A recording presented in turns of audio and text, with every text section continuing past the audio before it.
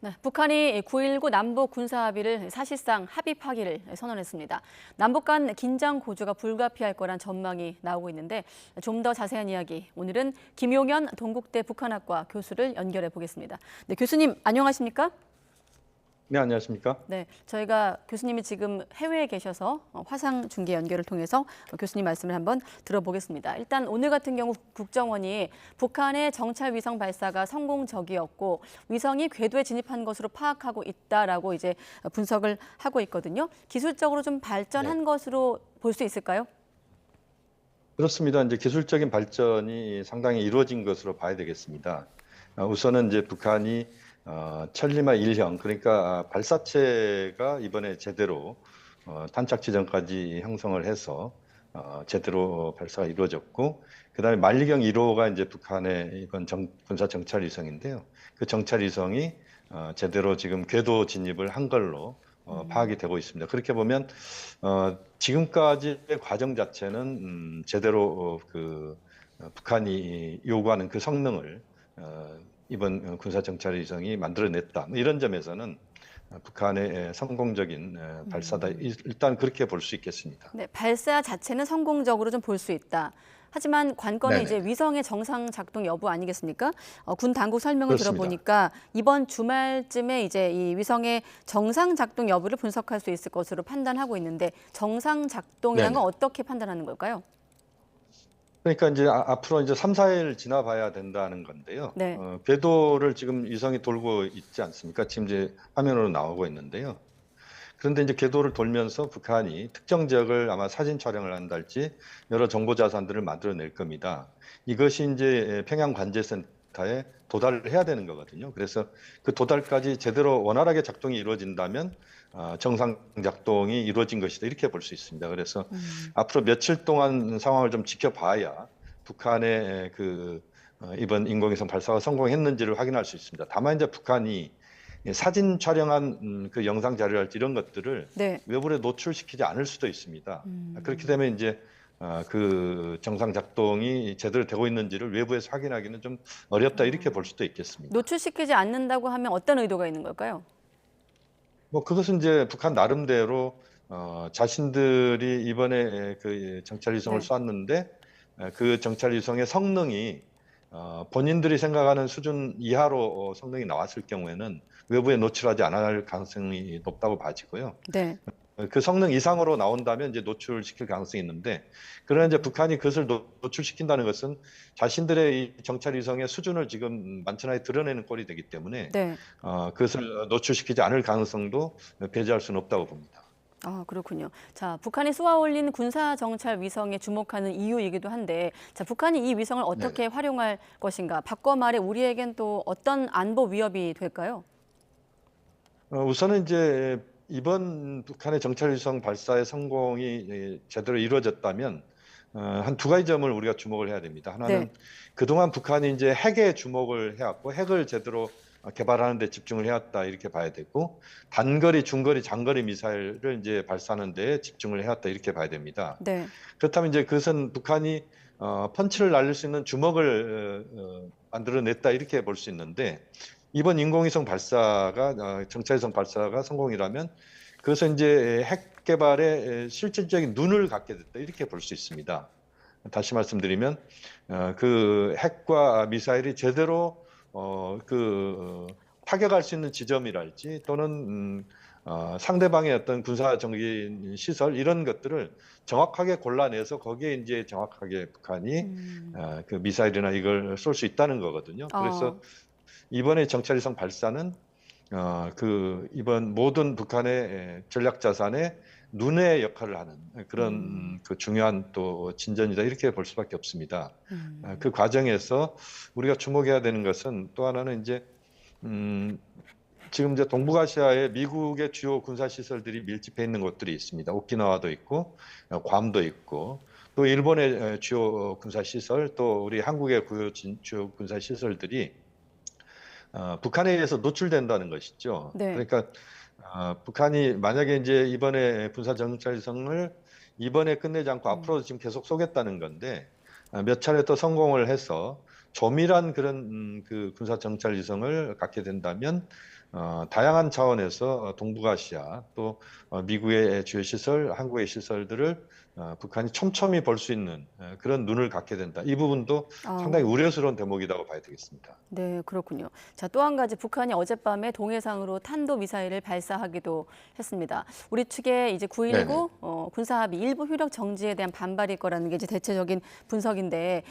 북한의 위성 네네. 발사 이후 그리고 우리의 일부 효력 정지 이후 북한이 추가 도발을 할 수 있다는 게 대체적인 전문가들의 시각인데 그 가운데서도 상상의 범위를 벗어난 도발을 할 수 있다. 이런 얘기를 또 어제 이 자리에서 다른 분은 하셨거든요. 교수님은 어떻게 좀 네네. 예측하고 계십니까? 저는 이제 북한이 이번에 행동을 했고 우리가 거기에 9.19 부분 우리가 이제 합의를 좀 파기하는 이런 조치를 했고 북한이 이제 전체적인 9.19 합의를 파기를 하는 그런 악순환의 과정에 지금 접어든 것은 사실입니다. 네. 그래서 제가 볼 때는 북한의 추가적인 무력 도발의 가능성은 배제할 수 없다고 봅니다. 다만 이제 음, 북한이 지금 당장 행동을 할 만큼의 상황이냐를 봐야 되는데 네.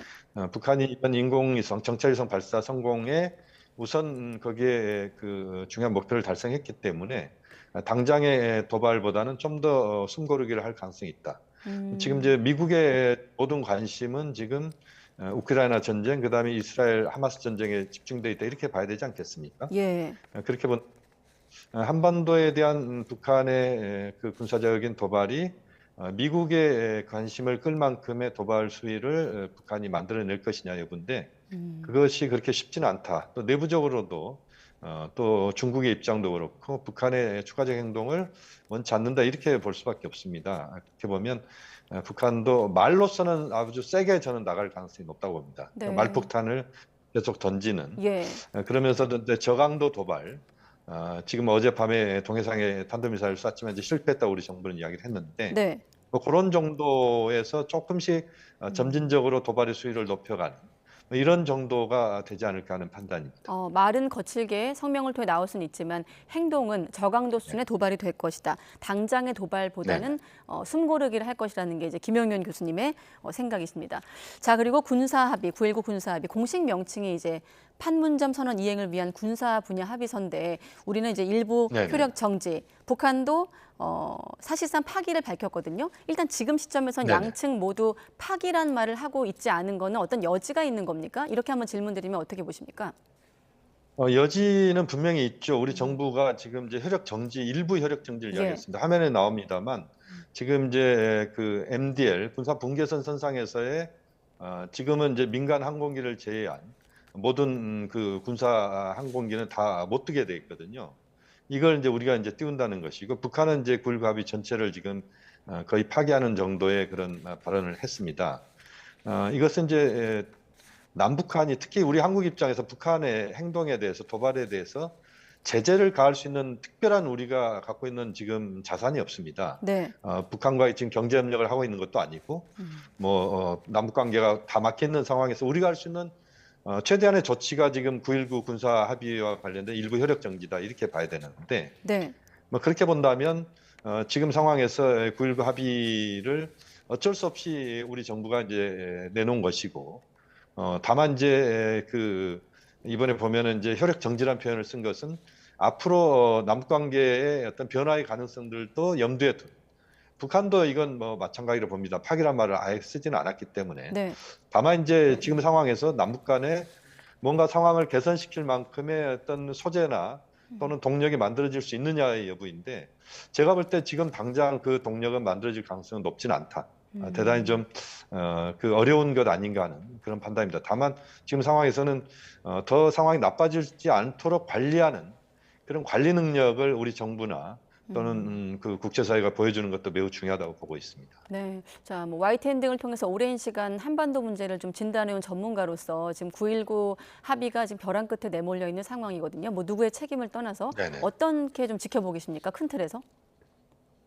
큰 틀에서 보면 지금 9.19 합의가 완전히 붕괴되거나 사라지는 것은 저는 바람직하지 않다고 봅니다. 이제 네. 한반도의 평화와 안전의 그 핀 역할을 하는 게 중요한 어떤 그 중간지대 역할을 하는 게 9.19 합의다 이렇게 봐야 되거든요.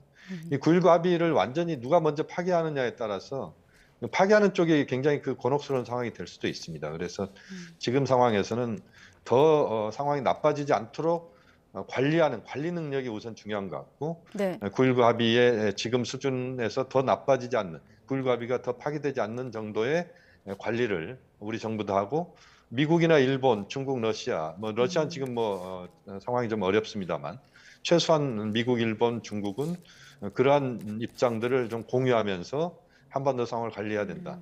제가 지금 중국에 와 있습니다. 중국 학자들과의 대화에서도 네. 나누는 이야기가 대체로 중국이 갖고 있는 입장은 더 이상 한반도 상황이 악화되지 않아야 된다는 그런 입장은 분명하거든요. 네. 그런 점에서 보면 상당히 그 주변 국가들과 남북이 좀 더 자제하고 좀 더 상황을 관리하는 그런 능력을 저는 보여줘야 된다고 봅니다.